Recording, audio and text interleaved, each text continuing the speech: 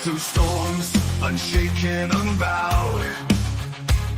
Through trials and verdicts, still standing proud. A titan in the tempest, against the raging crowd. He's got a vision for the future, gonna shout it loud. Changing the wind, it's coming fast. A new foundation built to last. Cryptocurrency's the key. Make the big switch. Power to the people. Time to teach the rich.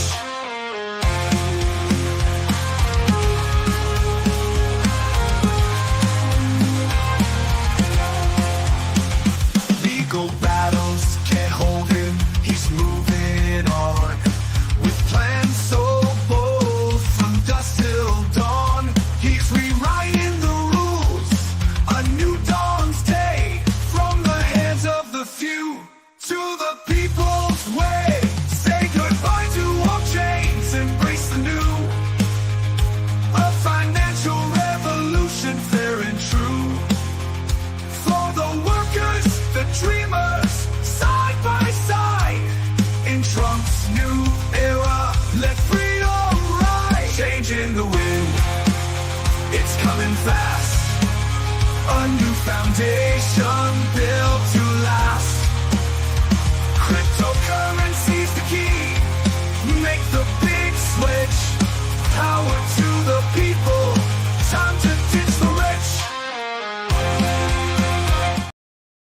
Welcome, everyone, to the Crazy Kryptonaut. I am Zester, and thank you guys so much for joining me on this fine Trump day. I hope everyone is having an awesome week. And on the crypto side, well, pretty much on all sides of what's going on the planet, there's a lot to talk about. But we've got one heck of a lot of exciting things to talk about on the crypto side today. I think that my title for the video probably went ahead and threw out one of the big ones, but we've actually got more than that. In the second part of the title, the Federal Reserve bank account has been awarded to a cryptocurrency, which they are referring to as a bank. According to the Federal Reserve, they awarded an access account to the Federal Reserve master accounts to a bank, not a cryptocurrency exchange, a bank. And so we're going to be talking about that one because Trump's announcement, extremely exciting. I've got information on what led up to that we're going to be discussing, but also we're then going to be jumping into the fact that Kraken has now become the first cryptocurrency company to be officially declared a bank. They have access to the Federal Reserve master accounts. They are as much of a bank as a bank can get. And we actually also have Senator Cynthia Lummis, who just a matter of about an hour ago went on to the Squawk Box and started talking about some of the things going on. And so, unfortunately, I don't think I can play the video, but I have the video sitting here ready so that I can send to everyone the exact timestamp to start at on that one. So with all of that, let's get through good mornings quickly. And I'm going to go ahead and start jumping in particular to President Trump's announcement that it was made last night at around 5:07 p.m. Good morning, Jeremy. Good morning. Good morning, Trish.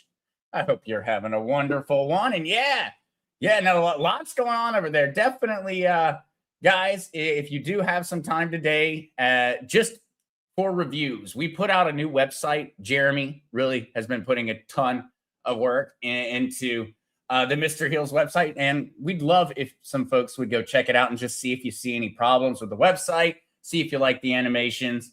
It would definitely be appreciated on that one because it's all new and fancy looking. It's very cool. AI is getting to crazy levels with what it's capable of building. Good morning, musical lady. Welcome. Coming in number 4 on the like button today. Thank you so much, musical lady. Musical lady, can't wait to hear the latest drama of the Clarity Act from you all. This one's good. This one's good, and there's a lot to dig into that I don't think that a lot of folks are noticing in Trump's verbiage, the ways and the ways that he describes certain things, the things he talked about. Yeah, there's so much. There's so much there. There's definitely drama. Oh, now I have two class. That is awesome, Trish. That is awesome. And yes, on the Clarity Act side, really want finality on the Clarity Act side included. Yeah, absolutely, Mile High Trish. It's going to change a lot of educational material because we're going to suddenly start being able to actually go through and say, no, this is how it works and how it's going to work. Whereas very often in crypto education and blockchain education right now, this is how it used to work. This is how it works right now. This is how we think it's going to work in a couple of months, in a couple of years. The whole conversation is going to change. The combination of the Genius Act and the Clarity Act means that we can start actually setting solid footing. We can build from a solid foundation rather than having to kind of go, well, this is how this used to work and things like that. Oh, this song never gets old. I do. I really love our intro song. Good morning, Anna Stone. Good morning, Mary Jones. Good morning, Reno Hightower. Yes. A very important one here. Please do remember that the content in this podcast is for educational and entertainment purposes alone, is not intended to provide financial advice. And so please consult with a financial professional before making any investment decisions. Always an important one for certain. Musical lady. Eric Trump retweeted Trump's Truth Social post promoting digital financial systems. I love sharing that one myself. We're going to break down at least the major announcement, the one that a lot of folks are freaking out about. There's a lot of other tweets going on at the moment, coming from all over the place. A lot else going on in the crypto world, but we're going to look specifically at Trump's Truth Social announcement last night. The Crypto Clarity Act, Reno Hightower, the Crypto Clarity Act. We finally had Trump come out and really reveal a lot of what we had been talking about. And a lot of the issues that were occurring is that people didn't understand what was going on. And well, Trump decided he was going to go out and lay it out. And I think that's what we needed. We needed people to be aware of what the banks were doing. When you utilize extremely technical language, especially in financial circles, that news, that article can't be understood by 99%. People aren't aware that there's anything to pay attention to, and it's far more boring than all the other crazy cultural news and wars going on around the world. It's easy for it to be, it's very easy for the information to really be repressed and held down. And so having Trump come out and make a statement, it's going to mean that a lot of folks suddenly click and go, oh, wait a second, that's what that whole conversation is about? I think it's going to be very important. I'm very excited this morning, if y'all can't tell. As we jump into the articles, I think you'll see exactly why. Good morning, Pamela. Good morning, Larry. Larry said, where exactly will Zim bonds be exchanged on that one, Larry? I definitely got to tip the hat towards Pops on that one. Good morning, Franco. Good morning. All right.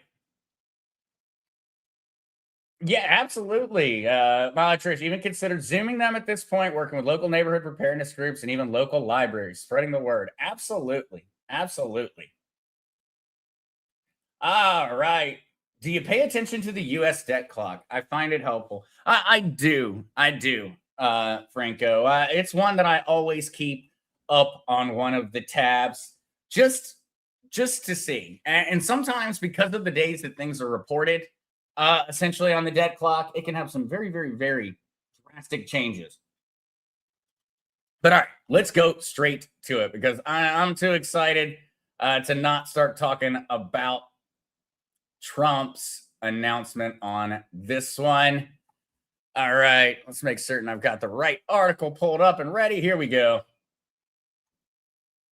All right, as of 5:02 p.m. yesterday, Donald Trump finally broke silence on the stalling that has been occurring on passage of the Clarity Act, talking about the banks and what they are expecting. I'll go ahead and let you know I'm pretty much going to read this one out in its entirety because there is a lot of nuance between each sentence and a lot of very important word choice that Trump did on this one. And so, Donald Trump, the Genius Act is being threatened and undermined by the banks. Capital B on the banks. And that is unacceptable. We are not going to allow it. Now, first things first here, the Genius Act. Remember, guys, the Genius Act is already passed, already signed, already written into law, and it provides the general framework for stablecoins and real-world asset tokenization. The idea of how are we going to ensure that there's, a proper amount of money, a proper amount of precious metals, whatever that may be, in order to back up that digital currency. It provides the framework, the regulations. It essentially set all the rules on stablecoins. And so he very, very, very accurately here breaks the problem into pieces, because this is a tweet about the Crypto Clarity Act, which is not passed Senate at this point in time, and it's not signed into law. He very, very, very intentionally here points out the Genius Act, because we've already had this conversation, and the banking lobby was fairly quiet during it. And so the Genius Act is being threatened and undermined. The U.S. needs to get market structure done ASAP. Once again, capitalization on market structure on that one. And he is directly referencing the Crypto Clarity Act, because the Crypto Clarity Act is around market structure. Americans should earn more money on their money. We have been talking about this one constantly. Remember, that's what they're trying to do. That's what the Clarity Act is stalled for. The Clarity Act is stalled because banks want to ensure that stable coins and crypto exchanges can't provide interest. Their threat is that if stable coins can provide interest, well, then all those pesky peasants will start earning all that money, and they'll quit depositing their money into U.S. banks, which will undermine the U.S. financial system. And then everybody will be running around in the streets like Chicken Little and, rolling around, trying to go to the bank with a wheelbarrow to pick up your life savings. That's essentially what the banks have been arguing. And well, Trump has hit back. The banks are hitting record profits, and we are not going to allow them to undermine our powerful crypto agenda that will end up going to China and other countries if we don't get the Clarity Act taken care of. The Genius Act was the USA's first big step to make the United States the crypto capital of the world. Getting the Clarity Act done is the next step to finishing the job. And most importantly, keep this big and powerful industry in our country. The banks should not be trying to undercut the Genius Act or hold the Clarity Act hostage. A lot of verbiage here that we've been using for a while. They need to make a good deal with the crypto industry, because that's what's in the best interest of the American people. This industry cannot be taken from the people of America when it is so close to becoming truly successful. Thank you for your attention to this matter, President Donald J. Trump. And so, a lot to break down here. And for those to go ahead and give you a little bit of a background, apparently this statement from Donald Trump was preceded by a meeting with Brian Armstrong. Brian Armstrong is the CEO of Coinbase, where Brian Armstrong broke down in that private meeting what was happening for Trump, explained what essentially is going on. And Coinbase also said that they will provide their support behind whatever decision Donald Trump makes on the matter. Following that, and so that meeting occurred on the 2nd of March. Now, yesterday at 5:02, we received the announcement from President Trump himself after he had taken the time to think about it.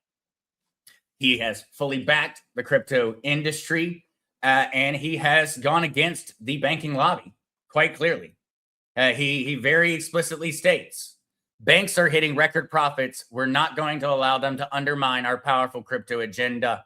Americans should earn more money on their money. And that is what we have been talking about and talking about and talking about. That is what this is all about. That's what stablecoins suddenly provide. That is what tokenized real world assets suddenly change.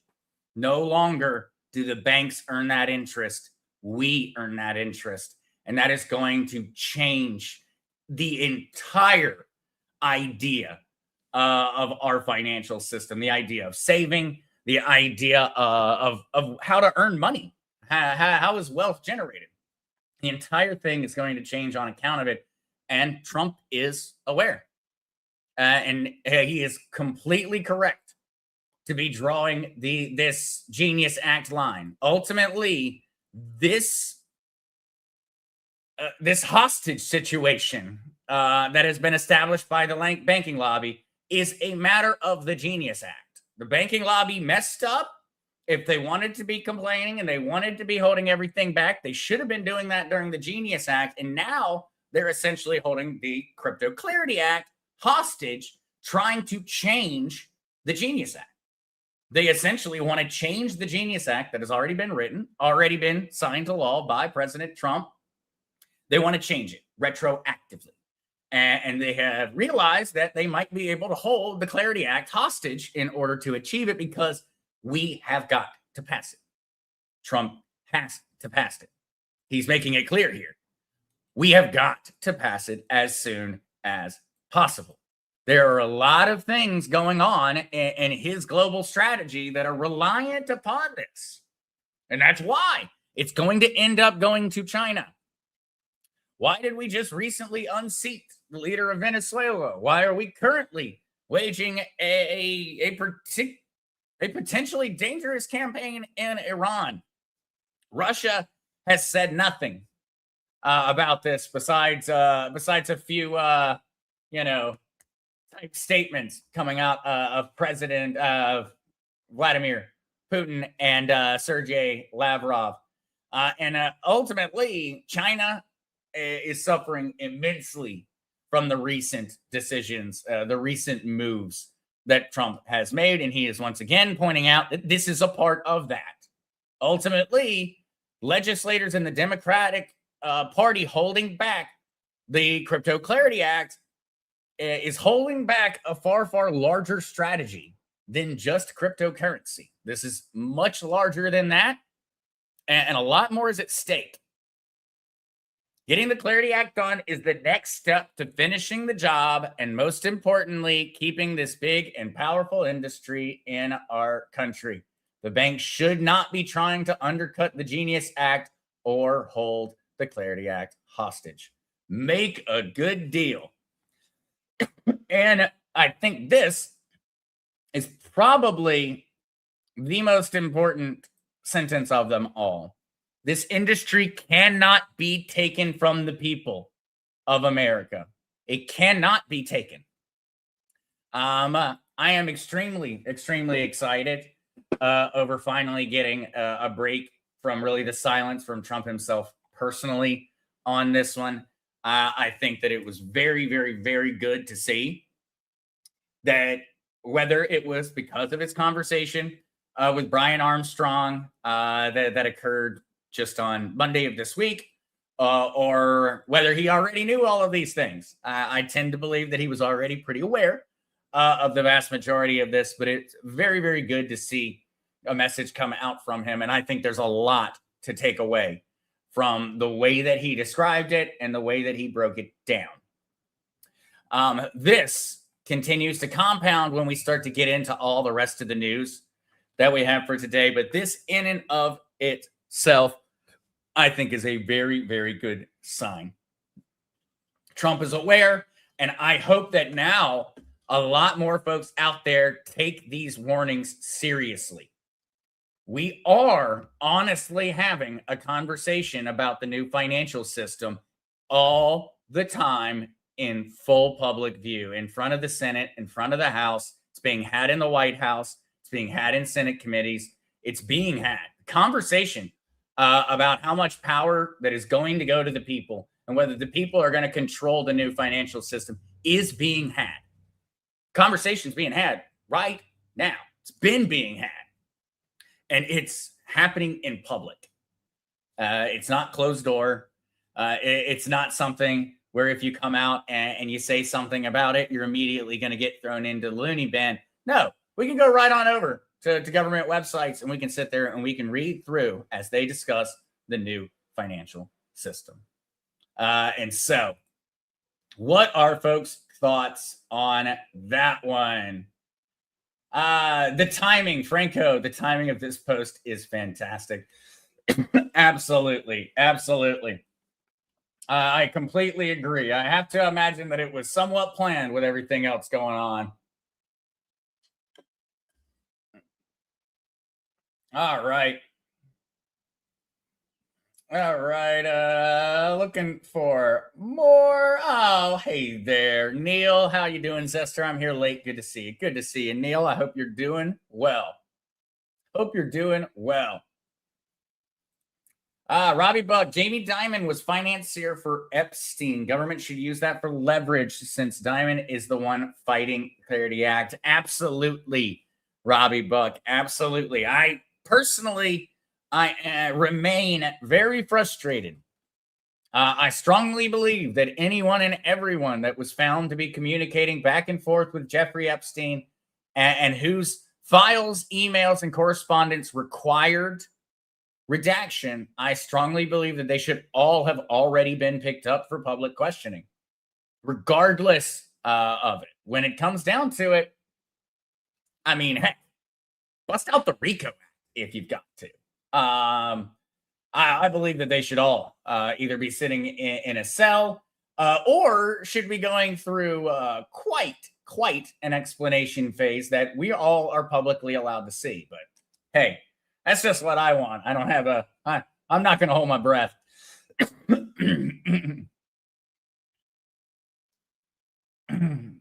Yeah. I'll have to look through that. I believe that was him, Trish. Lots of disagreement with his quotes. Yeah, I had heard about that one. I haven't gotten a chance to go through. I'm gonna read up on some of that one. Well, all right. Musical Lady, you would think it would be a no-brainer of bipartisan support. I don't get the delay. All right. I actually have a little bit of information, and that information comes about an hour and a half fresh at this point, directly from Senator Cynthia Lummis's mouth. She recorded this with a squawk box. Just let me make certain that, man, there it goes, messing up my timestamp that I had. I was so happy to have saved. Senator Cynthia Lummis goes on and she talks about what's going on in the Clarity Act.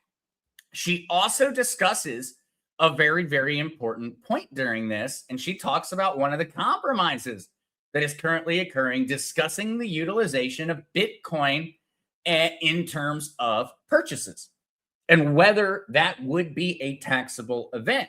It is beginning to appear that they are actually looking at placing a different capital gain structure for cryptocurrency than for other asset classes. That was a very interesting announcement from Lummis. Apparently, I've been mispronouncing Cynthia's name for quite a while. I learned that on account of her own thing. Lummis rhymes with hummus. I've been saying Lummis the whole time, but apparently it's Lummis. I have questions about whether that makes sense, but Cynthia Lummis on Squawk Box earlier talking about how there will be a different capital gain structure for cryptocurrency than there will be for other asset classes. And talking about the fact that they want and they believe that cryptocurrencies are going to be being utilized for retail transactions and payments in a major way. That was an interesting announcement, specifically going back, though, to the bipartisan support question, musical lady. We actually got a little bit of a slip up, I think, from Cynthia today. In this very video, she discusses how they have been in discussions with Democratic lawmakers since September on this exact conversation, and that the Republican side has accepted 90 demands from the Democrats, and yet the Democratic senators refuse to support the bill. 90 of the Democrats' demands have been put into the bill in order to try and get them on board and get this thing passed, and they still refuse to do it. And so that makes it very, very clear, very, very clear that this is a bipartisan issue. Should not be. It shouldn't be a bipartisan issue. In the House of Representatives vote, it was pretty much on party lines, but there were a lot of dissenters that came from the left in the House. On the Senate floor, it appears as if this has become very, very, very, very much a toxic conversation on account of the Democrats and their demands, because the Republicans are granting their demands on these bills. They're giving them what they want, and it's just never enough to get them to keep pushing the legislation forward. I think that there are a variety of different reasons. One, if you just want to take it from the TDS angle, which I believe is completely legitimate, Democrats just do not want to hand this win to President Trump because this is going to be a huge, huge win. He's going to be able to go back and point towards crazy dollar figures flooding into the United States on account of this. We know how much he loves having those press conferences, where Japanese companies are going to invest $10 billion in the United States, or Saudi Arabia is going to buy more American-made products. Donald Trump's America First ideology very much ties into this. This is a very important issue for him, and it's going to be an issue that could alter the midterms. It absolutely could, because it's also a conversation of funding, not just burning bridges with the industry and with the folks who do vote with crypto in mind. The bigger thing is that it was the number one contributor to political campaigns in the past two election cycles, and that's not going to stop. And so that means it is a very important question for the 2026 midterms. And the second that the Clarity Act passes, you're going to see a lot of really big checks getting written to right-leaning super PACs in order to ensure that these laws are built upon and are not taken away. You're going to see massive dollars flood into the Republican Party and also into the Democrats that switched teams and that did vote for this legislation. Franco, we're watching a narrative play out. Federal Reserve be gone. 50 state credit scores unions will come out from the Treasury Department. Hey, we need to split up the control of the financial system. States need to start taking back over their own financial futures. And that's what we've seen in a lot of legislation. Strategic reserves at a state level are written into the Bitcoin Act. It's a part of Cynthia Lummis and Trump's plan. Even from a crypto side, the plan is that states are going to start taking over their own strategic reserves. And if they're going to take over their own strategic reserves, Frank, it seems hyper logical that the state credit unions would just be another step in that direction.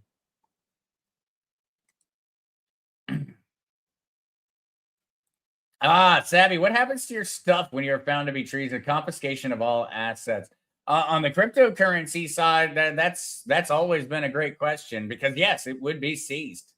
And so all of these bad actors out there, a lot of the cryptos that folks are worried about in that fashion, when we do see accountability, a lot of those concerns could kind of disappear right out the window. Reno, the delays have been over 10 years now. The excuses never stop, unfortunately. All right.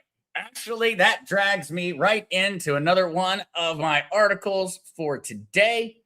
One that I think would be, it really is the second big news of the day, in my opinion, besides the Trump announcement, besides a lot of the messaging that occurred inside of it. This is actually probably the biggest news of the day. Now, Cynthia Lummis also during this clip does talk about that. And so while I am here, let me make certain that I get this one in because I can't play it. And yes, I know I don't like CNBC, but I'm here to listen to Senator Cynthia Lummis. I'm not here to listen to the CNBC talking heads. And so I will make certain that one's in. Conversation switches from Iran over to crypto somewhere around the 4-minute mark in that video for those who do want to skip ahead. But with that, let's get to really probably the biggest news of not only the day, potentially the biggest news of the entire year so far. Kraken wins Kansas City federal approval for a limited master account access. In a first for crypto, Kraken's banking unit gained access to the U.S. Federal Reserve's payment system, Fedwire, though without full banking privileges such as interest on reserves. And so they are capable now. That makes them the first cryptocurrency capable of accessing the Federal Reserve's payment system, Fedwire. They are not allowed to collect interest on their reserves at this point in time. That, in all honesty, wouldn't really be a concern, considering how they operate and that they're not going to be holding large dollar reserves, most likely. Most likely, at least. But U.S. crypto exchange banking unit has been granted limited purpose master account, giving it direct access to the Fed's core payment system. Kraken Financial has gained access, allowing it to move money on the same rails used by banks and credit unions. Now, this approval process has been going on now for 6 years. Well, I guess if you want to get specific, I'm rounding up a little bit, well over 5.5 years. It has taken nearly half a decade, over half a decade, I should say, to get this approval done, and it has finally occurred. This is a first in the industry. This is the first time that any digital currency exchange has been given the full denomination of being a Federal Reserve-backed bank.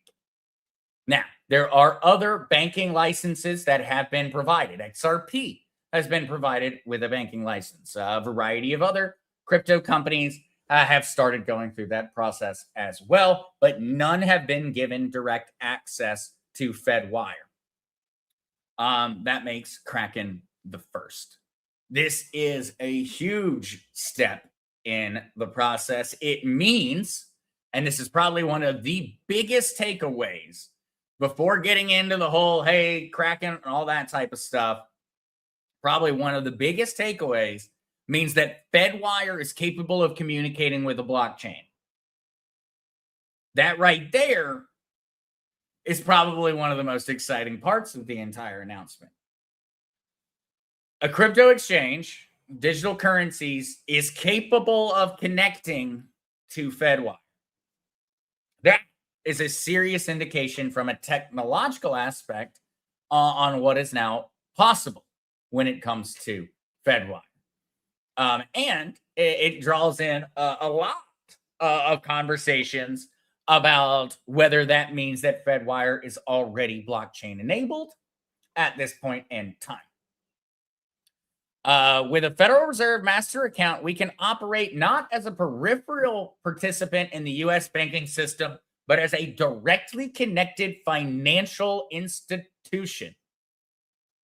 Kraken's co-CEO Arjun Sethi said, the approval gives the exchange the ability to settle directly on Fedwire, reduce dependency on correspondent banks, and integrate fiat liquidity into crypto.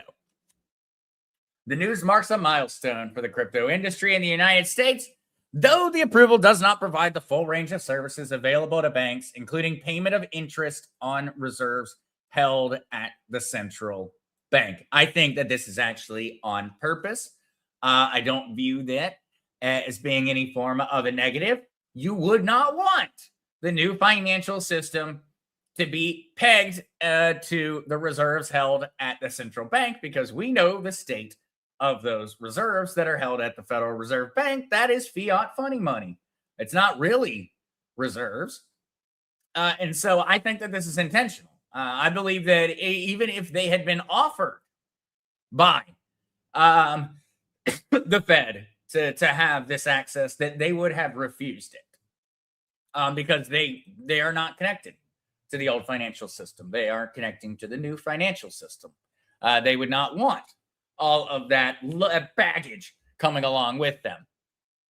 Several crypto companies in the United States have been pursuing a master account with the Fed for years. Caitlin Long's Custodia Bank doubling down on efforts to obtain one through a court petition in late 2025. And so we are likely to see more and more master account accesses granted to other cryptocurrency exchanges. I would expect to see a Coinbase and a Gemini coming in very, very soon. XRP as well. In particular, Ripple Labs, the company.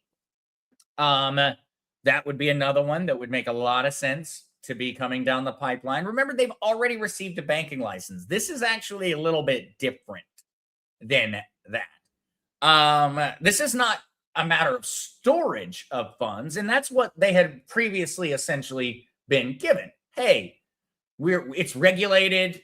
We see how you're storing funds. Really, it was more of a banking stamp of approval that had been granted to a variety of different crypto exchanges and companies.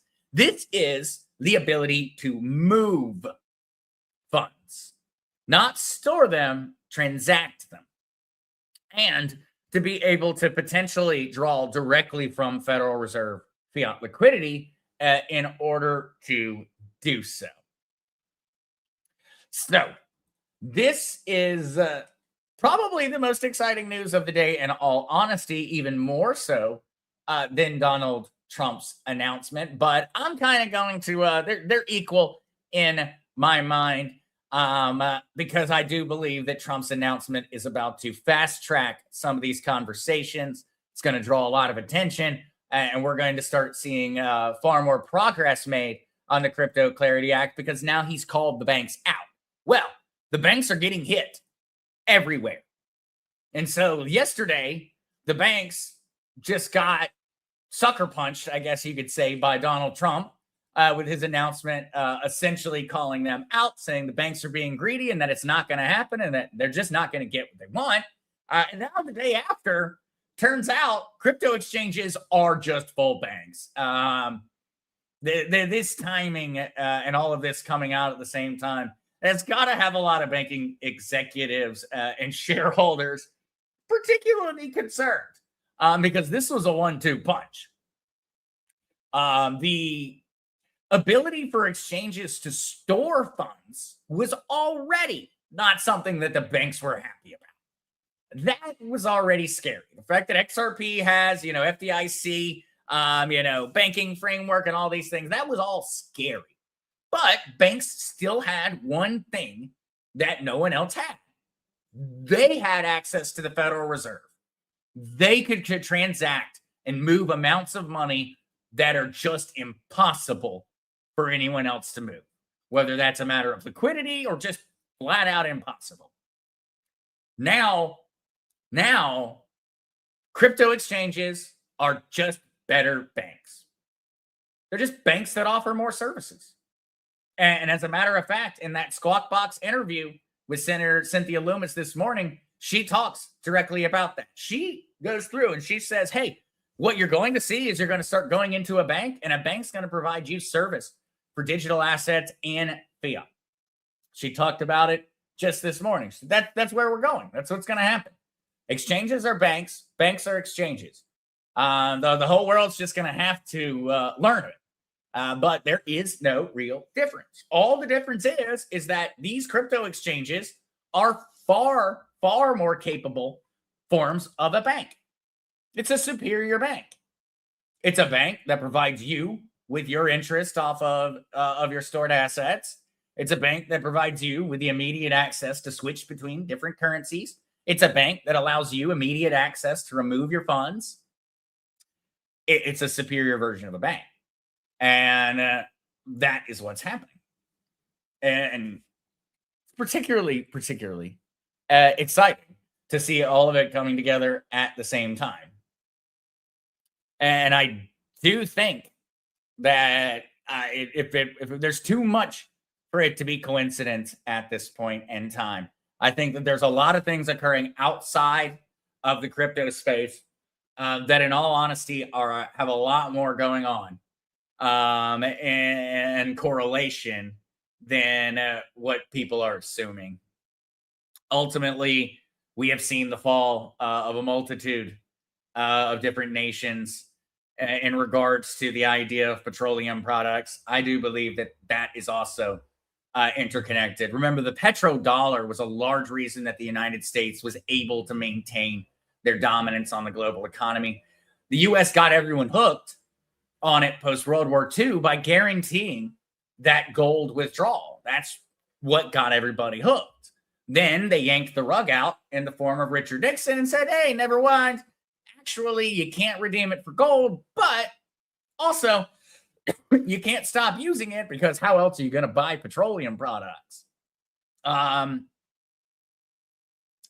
think that there's a direct connection going on here. I think that it's not history repeating, but it's dark short history rhyming. And we're watching that happen in this stablecoin conversation. And that's why Trump is pushing this so quickly. That's why we have got to have that interest being provided to the American people. That's why we've got to have that Clarity Act passed as soon as possible. That's why we have got to make certain that the banks do not gut the Genius Act. That's everything that Trump said.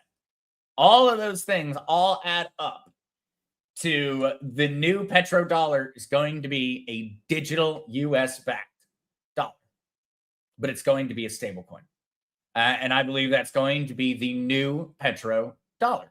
And it's going to allow the United States to continue controlling the global economy, but it's going to allow it to essentially reset back to that genuine post-World War II era where the United States Treasury actually had enough gold to back the entire world's economy. It was real at that point in time.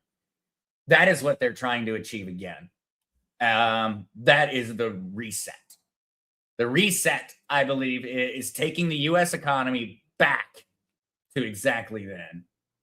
When it was back, it was legitimate, and it was fully backed by precious metals. It was actually over capitalized at that point in time.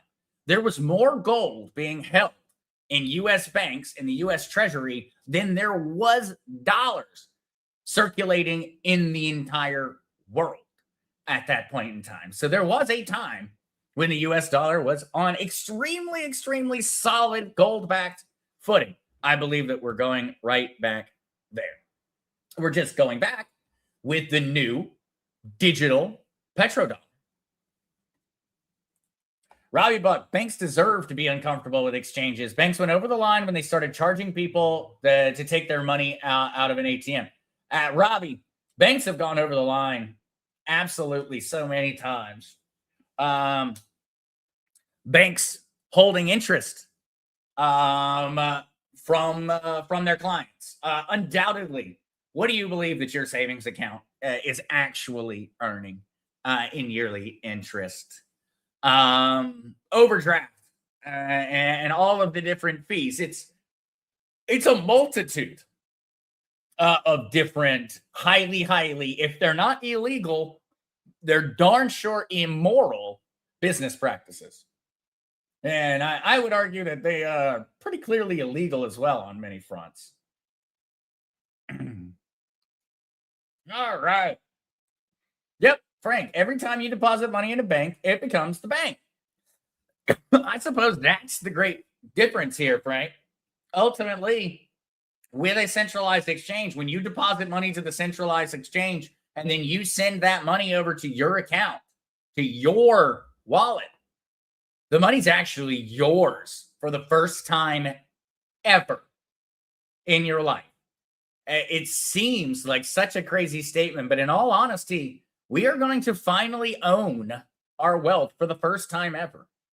It has genuinely never happened, because if you were going to execute large transactions, if you were going to have a freedom of movement with your capital and with your dollars, undoubtedly you have always, throughout all of history, had to interact with the banking system to do it. There was no other way. No one else could send money like that. No one else could handle that. And that's no longer the case. Now we are suddenly, and for the first time ever, going to actually own our dollars. They're going to be francs. It'll be Frank's token and Frank's money. And it is. It sounds like an oversimplification, but it really isn't. It's always been that way. We have never owned our money. It's always been their money. What is it? Possession is 9/10 of the law. We all love to use that statement, and then we all go put all of our money in the bank right after we say that quote. We go, yeah, possession's 9/10 of the law. And then we walk to the bank and we deposit literally every dollar and penny that we have earned for the entire week.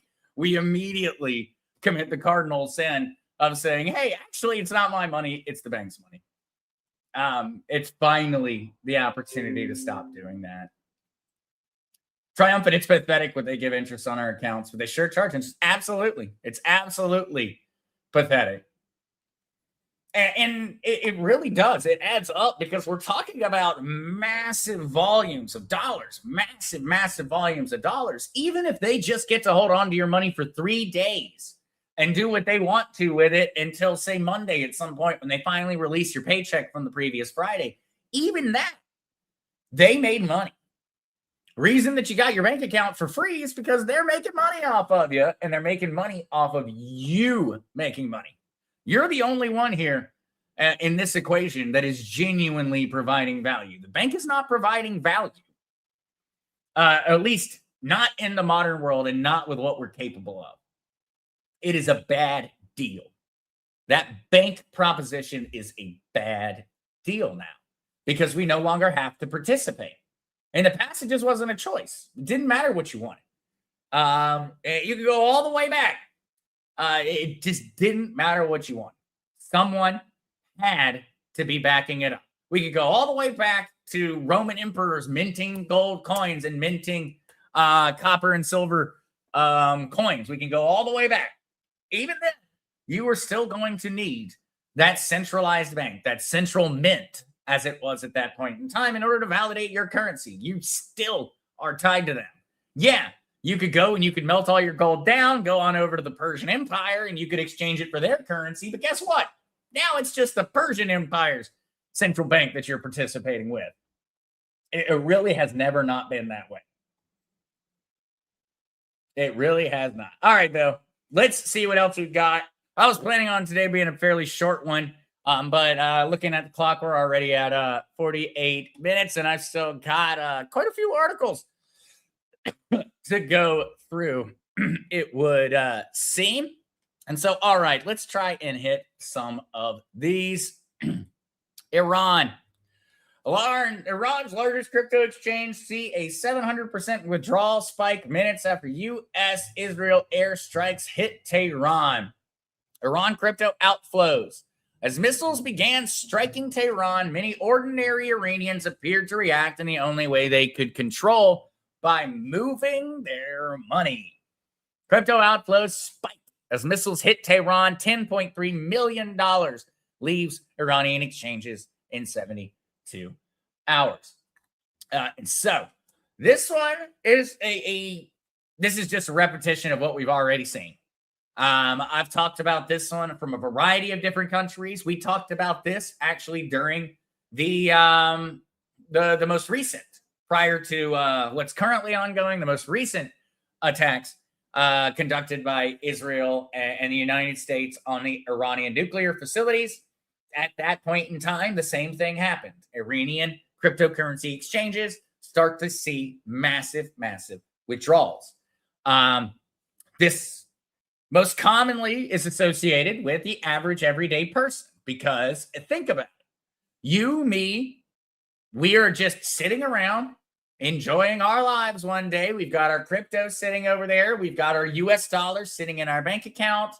And then suddenly the United States is under attack and the US dollar is potentially falling through the floor in regards to its value. What are you going to do? You're going to go, there's one way out. There's only one way out. If I'm going to get this money, if I'm going to hold my value, what am I going to do? I'm about to dump it all into crypto and I'm about to move it off of the exchanges. That way, once this whole thing collapses, I just get to come back, bring my money back in, and everything gets to go back to normal.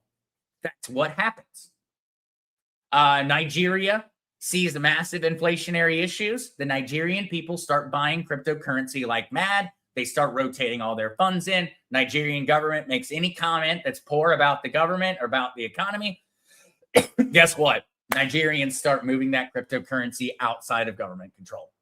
It's your ability to keep them out. And we see this happen over and over and over again. It is such a powerful part of this technology, this ability. It seems small, but it's very, very important.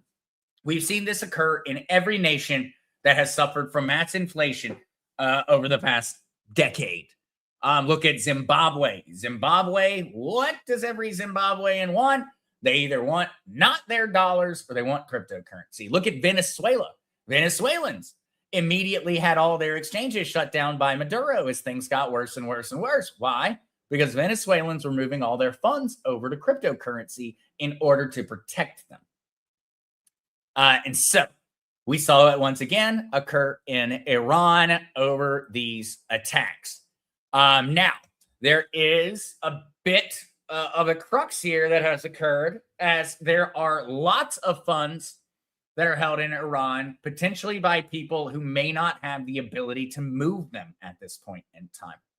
Now, most folks that are holding large amounts of cryptocurrency in Iran are undoubtedly going to have access to someone with Starlink or someone with the ability to gain that access. But what the Iranian government did was they shut down access to a lot of the exchanges. Everything they could do on their side, they attempted. And now that is one of those great examples of why you don't keep your crypto, if it's a large amount of crypto, on an exchange. Because those Iranians who got trapped on those exchanges, they are trapped. That crypto is trapped in that Iranian exchange. They have been disconnected from the ability to access it. It's stuck. If that Iranian had moved that crypto from that exchange to a hardware wallet, none of this matters. They were perfectly safe the entire time. It's another example of why it is so important to keep your crypto funds on your own wallet. Because as we talked about, we're not trying to go back to the world of the bank is actually the owner of my money. We're moving towards a world where your money is your money. And the only way for that to be accomplished is for you to be the one who owns the wallet that it's stored in. They can slow you down. They can hold you up. But ultimately, if you have made it to your own wallet, they cannot stop you anymore.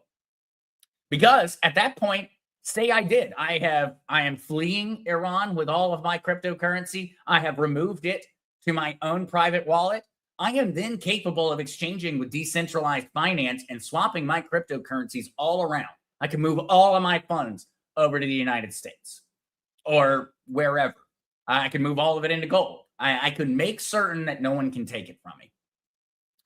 That is what is possible. And that is what the Iranians are doing. That's what they're doing. The same way that the Venezuelans did it, the Nigerians did it, the same way that every country that has faced economic trials and tribulations caused by their central bank over the past 10 years have reacted. Their citizens flee to crypto. They don't flee to gold and silver. They don't flee to real estate. They flee to crypto. And that's not going to stop. It's only going to accelerate. And that's why you see nations immediately shut down cryptocurrency exchanges when they start to have problems like this, because they're trying to stop the bleeding. They're just saying, hey, everybody that's already got out, they got out. We can't stop them, but we can stop everybody else from getting out. We can stop the bleeding. And the bleeding is their capital. It's the liquidity of their citizens that's fleeing the country. That is what they don't want to happen. Doug, the banks are also making it miserable to buy crypto, and all the fees to move money is insane. Absolutely, Doug. Absolutely. They're trying to put as many barriers up to adoption as they can. It's a stalling method. The banks are stalling and trying to get a leg up. And what we're seeing at this point is that the banks were not prepared. The banks were not prepared. But what we saw today was the payment processing, Fedwire, was prepared. Fedwire was prepared for cryptocurrency payments and the integration of digital assets and digital currencies. But it seems as if 99.9% of the global banking sector was not. And that means that the cryptocurrency exchanges are going to become the banks of the future. They're going to win. They have got the technological head start. And that's what the banks are doing right now. They're trying to slow the game down long enough so that they can catch up. And they're kind of succeeding. They have managed to slow it down pretty substantially. According to Senator Cynthia this morning, they've been holding it back since September. And so, yeah, September, October, November, December, January, February. They managed to hold it back half a year so far at this point. Savvy, what happens when you have no internet? Absolutely, Savvy. That is where things get, or when governments have shut off your access to the internet. Or just a specific IP address, like a centralized exchange. That's why it's so important to have things already moved off. Because then you don't have to do anything in that moment. Once you do achieve internet access, you will be able to immediately access all your cryptocurrencies on those wallets, whether that is through Starlink in a country that is in a situation like Iran is now, or whether it's through another fashion, satellite internet, most likely, if all of the physical infrastructure has been destroyed in the country.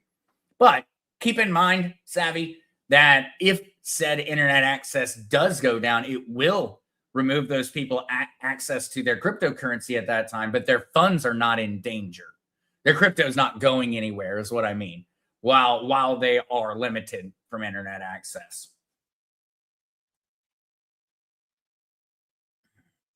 All right. Yep, Frank, not your keys, not your crypto. You wouldn't leave your groceries in your cart in the parking lot. Absolutely, Frank.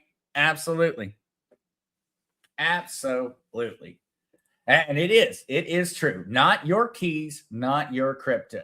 And I just wish that we as a society years ago had adopted that mentality with the banks and our US dollars. It's not yours. It really isn't yours. If you have to have permission to withdraw your money, it's not your money. It just isn't. I have limits placed on the bank. The bank says, hey, you're only allowed to have this much. Then it's not my money. It's obviously not my money. If I have to tell the bank what I plan on doing with my money before I'm allowed to have it, it's not my money. And it never was my money.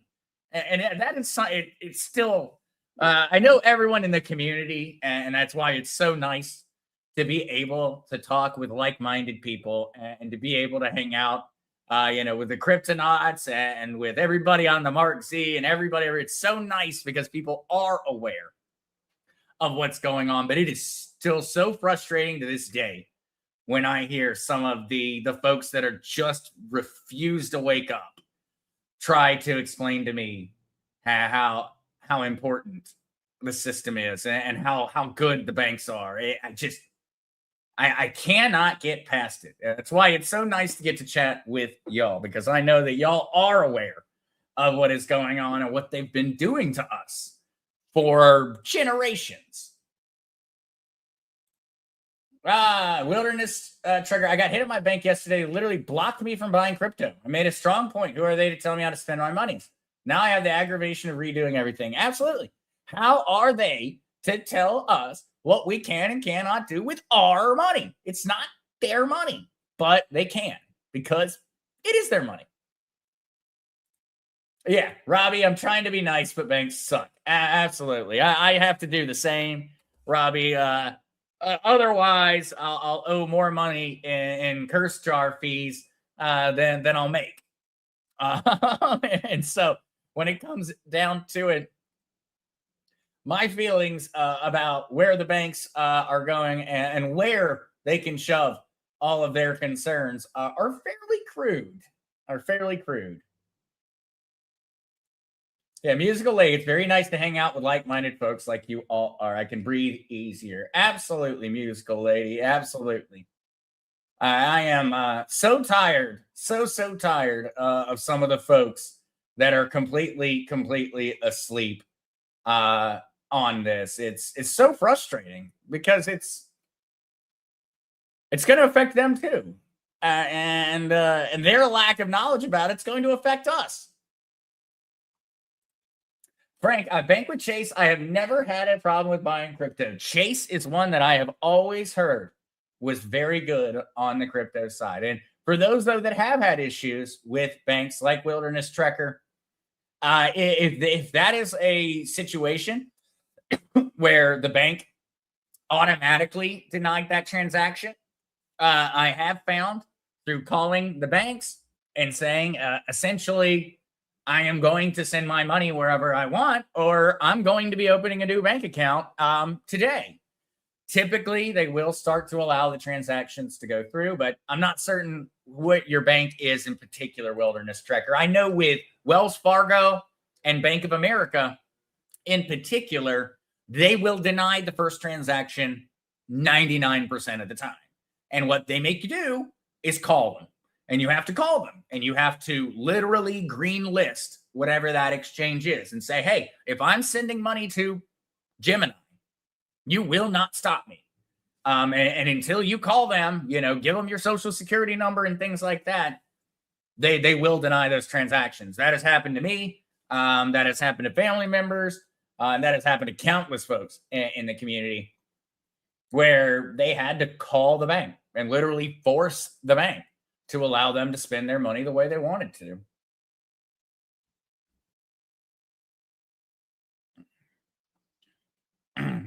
Yep. One credit union allows crypto buys, another doesn't. I think the Gen, we're going to see that. We're going to see most of the ones that don't allow for crypto buys, they're going to start going the way of the dodo. And a lot of them are just going to adopt some of the basics in order to be able to keep moving forward. They're going to start accepting the basics, Bitcoin, stable coins, XRP, Ethereum. I think even your small credit unions are going to very much so. If they want to survive, they're going to start accepting just the basics at minimum. All right, though, guys, it has been an hour and 3 minutes at this point. I'm extremely excited about everything going on. I know now I am very excited for what we might have heard by Friday when I will be back 11:30 a.m. Eastern Standard Time on the Crazy Kryptonaut. We'll be back and talking about this again, hopefully with even more exciting updates because, yeah, we have got a lot. I've got articles I didn't even get to. XRP price breakout targets are starting to look a lot juicier. We've got a lot more to talk about, and we will jump back into that one on Friday, 11:30 a.m. Eastern Standard Time right here. And so, love you guys. Thank you so much for joining me today. I hope y'all are as excited as I am. Hopefully, fingers crossed, we get to learn what this compromise really was on this act. It sounds like, because of what Brian Armstrong, CEO of Coinbase, said, that the compromise must be acceptable because they changed their position on it after that conversation. So right now, it looks like the compromise is acceptable. We're going to find out together, hopefully, very, very soon. And so, see ya, everybody.